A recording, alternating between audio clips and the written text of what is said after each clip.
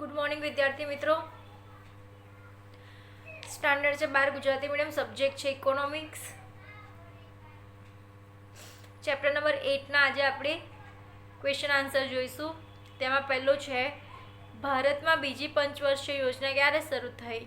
ભારતમાં બીજી પંચવર્ષીય યોજના 1956માં શરૂ થઈ. ભારતની નિકાસ આવકમાં ખેતી ક્ષેત્રે ફાળો કેટલામો છે? ભારતની નિકાસ આવકમાં ખેતી ક્ષેત્રે ફાળો 70% છે. અંગ્રેજોના શાસનમાં જમીન મહેસૂલ ઉઘરાણી પ્રથાના નામ આપો. અંગ્રેજોના શાસનમાં જમીન મહેસૂલ ઉઘરાવવાની 3 પ્રથાઓ હતી: જમીનદારી પ્રથા, મહલવારી પ્રથા અને રૈયતવાડી પ્રથા. રોકડિયા પાકમાં ઉદાહરણ આપો. તો કે ભારતમાં 2 તરીકાના પાક હોય છે, એક તો અનાજ અને એક અનાજોત્તેર પાક. એની અંદર તમારે રોકડિયા પાકમાં શાનો સમાવેશ થાય? મગફળી, તલ, એરંડા, અળસી, શેરડી, કપાસ, રબર, શણ વગેરેનો સમાવેશ થાય છે. ખેત પેદાશોના સંગ્રહ માટે કયા નિગમની સ્થાપના કરવામાં આવે છે? ખેત પેદાશનો સંગ્રહ માટે રાષ્ટ્રીય કઠોળ નિગમ અને રાજ્ય કઠોળ નિગમની સ્થાપના કરવામાં આવે છે. આ ક્વેશ્ચનને ટીક કરી રાખજો. આ ક્વેશ્ચન પૂછાઈ શકે તેવો છે કે ખેત પેદાશના સંગ્રહ માટે કયા નિગમની સ્થાપના કરવામાં આવે છે? તો ખેત પેદાશની સંગ્રહ માટે રાષ્ટ્રીય કઠોળ નિગમ અને રાજ્ય કઠોળ નિગમની સ્થાપના કરવામાં આવે છે, કે જ્યાં આગળ કઠોળનો સંગ્રહ અનાજનો સંગ્રહ કરવામાં આવે છે. કઠોળ નહીં, કોઠાર નિગમ. બરાબર. ભારતને ખેતી પ્રધાન દેશ શા માટે કહેવામાં આવે છે?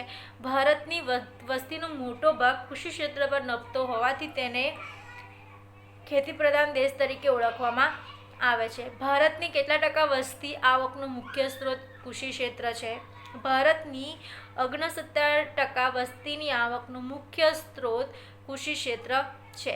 ખેત ઉત્પાદકતા કેવી રીતે માપવામાં આવે છે?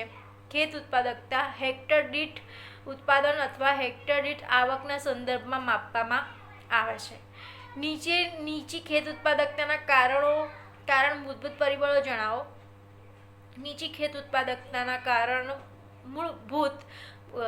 કારણભૂત પરિણામો: સંસ્થાકીય પરિબળો, ટેકનોલોજીકલ પરિબળો અને અન્ય પરિબળો. એમ 3 છે. બરાબર. તો આ વસ્તુ તમને લોંગ ક્વેશ્ચનમાં પૂછવામાં આવે તો પણ કામ લાગી શકે છે કે નીચી ખેત ઉત્પાદકતાના કારણભૂત પરિબળો કયા કયા છે? તો સંસ્થાકીય પરિબળો, ટેકનોલોજીકલ પરિબળો ને અન્ય પરિબળો. ખેડે તેની જમીન ના કાયદાનો શાનો સમાવેશ થાય? કાયદામાં શાનો સમાવેશ થાય છે? ખેડે તેની જમીનના કાયદામાં ખેડ, હક, સલામતીનો અને શાંત નિયમનનો સમાવેશ થાય છે. શાનો સમાવેશ થાય છે? એક તો કાયદામાં ખેડ, હક, સલામતી અને શાંત નિયમનનો સમાવેશ થાય છે. નાબાર્ડનું પૂરું નામ લખો. નાબાર્ડનું પૂરું નામ છે એન એટલે નેશનલ, નાબાર્ડનું NA એટલે bank agriculture and rural development. નાબાર્ડનું NA એટલે નેશનલ, B એટલે બેંક, R એટલે રૂરલ, A એટલે એગ્રીકલ્ચર, R એટલે રૂરલ અને D એટલે ડેવલપમેન્ટ. એટલે કે national bank for agriculture and rural development. જે બેંક ખેતી ક્ષેત્રે ધિરાણ આપે છે, ખેડૂતોને ધિરાણ આપે છે. નાબાર્ડનો મુખ્ય ઉદ્દેશ્ય શું છે? સંસ્થાકીય ખેત ધિરાણનો વ્યાપ વધારવાનો. એટલે કે જે લોકો ખેડૂત પાસે જે બિયારણ માટે પૈસા નથી હોતા, ધિરાણ નથી હોતા, તો એનાથી વંચિત ના રહી જાય તેના માટે એનો સ્થાપના કરવામાં આવી છે. ભારતના ખેડૂતો ટ્રેક્ટરના બદલે હળ અને બળદનો ઉપયોગ કરે છે. આ વિધાન કયા પરિબળને અભાવ સૂચવે છે? ભારતના ખેડૂતો ટ્રેક્ટરને બદલે હળ અને બળદનો ઉપયોગ કરે છે. આ વિધાન ટેકનોલોજીકલ પરિબળનો અભાવ સૂચવે છે. RRBનું પૂરું નામ લખો. RRBનું પૂરું નામ છે રિજનલ રૂરલ બેંક. RDBનું પૂરું નામ લખો. Land development bank. એગમાર્કનું પૂરું નામ લખો. Agriculture marketing. તળિયાના ભાવ એટલે શું? ખેડૂતોને બજારમાં ભાવ ફેરફારથી સુરક્ષિત કરવાના હેતુથી સરકાર દ્વારા જાહેર કરાયેલા લઘુત્તમ ભાવને તળિયાનો ભાવ કહેવામાં આવે છે. ખેડૂતોના બજારના ભાવ ફેરફારથી સુરક્ષિત કરવાના હેતુથી સરકાર દ્વારા જાહેર કરેલા લઘુત્તમ ભાવને તળિયાના ભાવ કહેવામાં આવે છે. કૃષિ સુધારણા માટે યોજના જણાવો.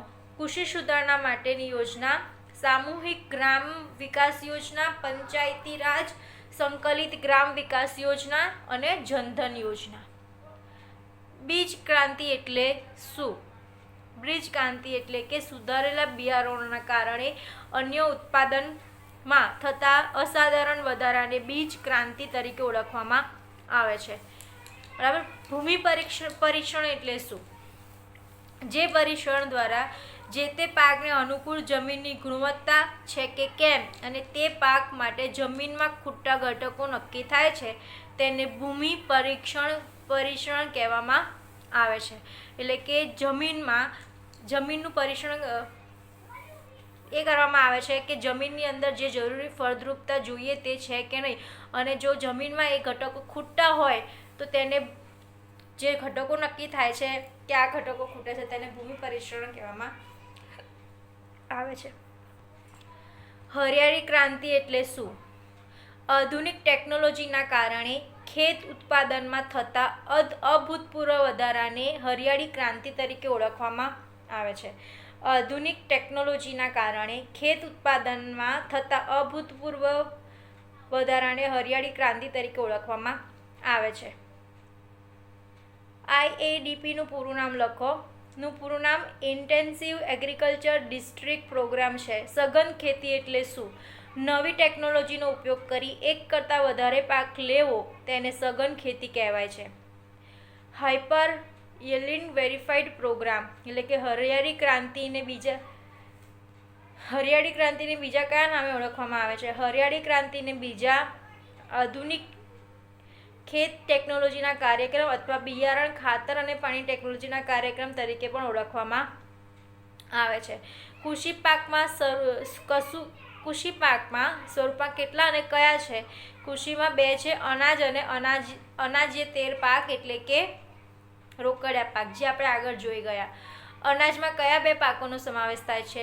અનાજમાં ધાન અને કઠોળ એમ 2 પાકોનો સમાવેશ થાય છે. ધાન એટલે જે પાકનો ઉપયોગ સીધો અન્ન તરીકે કરવામાં આવતો હોય જેને ધાન કહેવામાં આવે છે, જેમ કે ઘઉં, બાજરી, ચોખા. રોકડિયા પાક એટલે જે પાકનું ઉત્પાદન મુખ્યત્વે આવક પ્રાપ્તિ માટે થતું હોય તેને રોકડિયા પાક કહેવામાં આવે છે. 2019માં આ પ્રશ્ન પૂછવામાં આવ્યો છે. પાકની ફેરબદલીના કારણો જણાવો, જે તમારા સિલેબસમાં નથી. પાકની ફેરબદલીની કઈ બાબતો પર આધાર રાખે છે એ પણ તમારી સિલેબસમાં નથી. હવે એનાથી આગળ જે પણ ક્વેશ્ચન છે એ તમારા સિલેબસમાં નથી, એટલે આપણે અહીંયા આગળ હવે એનું પૂરું કરીએ છીએ. બીજા ક્વેશ્ચન આપણે જોઈએ. ચલો ચેપ્ટર નંબર 8ના આગળના ક્વેશ્ચન જોઈએ આપણે. ભારતીય કૃષિ ક્ષેત્રની નોંધપાત્ર બાબત કઈ છે? કૃષિ ક્ષેત્રની ભારતીય અર્થતંત્રના ખૂબ મોટા રોજગારીના ક્ષેત્ર તરીકે ઉપયોગી હોવા છતાં દેશની કુલ આવકમાં કૃષિ ક્ષેત્રનો ફાળો અન્ય ક્ષેત્રની તુલનામાં ખૂબ જ ઓછો છે.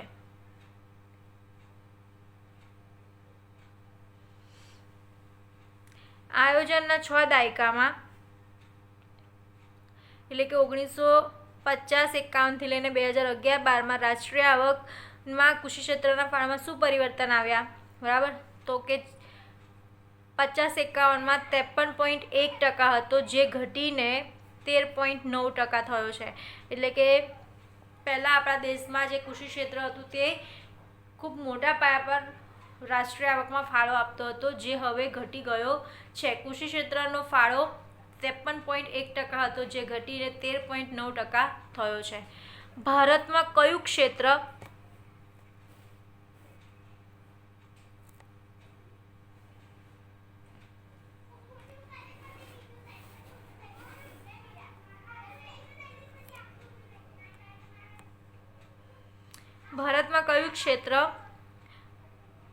કેટલા ટકા સાથે સૌથી વધુ રોજગારી આપે છે?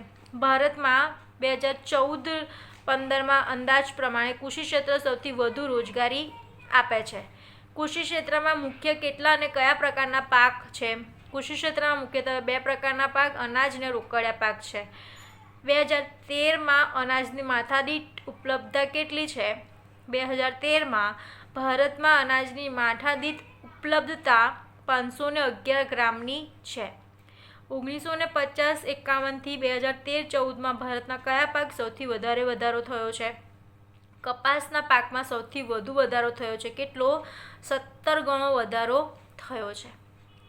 50-51થી 2013-14માં ભારતમાં કયા પાકનો સૌથી ઓછો કેટલો ગણો વધારો થયો છે? તો કે કઠોળમાં સૌથી ઓછો વધારો થયો છે. 2.5 જેટલો જ વધારો થયો છે. કૃષિ ક્ષેત્રના મુખ્ય અવરોધક સંસ્થાકીય પરિબળોના નામ જણાવો. કૃષિ ક્ષેત્રના મુખ્ય અવરોધક સંસ્થાકીય પરિબળો જમીન મહેસૂલ ઉઘરાવવાની પ્રથા, ખેત ધિરાણ, કૃષિ પેદાશ વેચાણની વ્યવસ્થા, ગ્રામીણ સમાજની વ્યવસ્થા એ અવરોધક પરિબળો છે. બરાબર. એટલે આ જે ક્વેશ્ચન છે ને એટલા માટે હું તમારા માટે લઈને આવી છું કે હવે આપણી બોર્ડની બ્લુપ્રિન્ટ ચેન્જ થઈ ગઈ છે. એની અંદર હવે તમને 15 માર્ક્સના એટલે કે 5 ક્વેશ્ચન વધી ગયા છે કે જે તમારે લખવાના રહેશે. અને એમાંથી પણ શું થયું છે તો કે સિલેબસ બાકાત કરવામાં આવ્યો છે. તો નવા પ્રશ્નો ક્યાંથી નીકળી શકે છે તો કે આજે 1950-51માં શું કેટલા ટકા ભાગ વધ્યો, બરાબર, એ બધું તમે એ જે પેરેગ્રાફ રેડી કરો ના કરો પણ આ રીતે જો તમને ક્વેશ્ચનમાં સમજાવેલું હશે, તમને વિડીયો જોયેલો હશે તો તમને સરળતાથી યાદ રહેશે. બરાબર. તો આપણે અહીંયા સુધી રાખીએ. હવે નેક્સ્ટ લેક્ચરમાં આપણે 19મા નંબરના ક્વેશ્ચનથી ચાલુ કરીશું. બરાબર.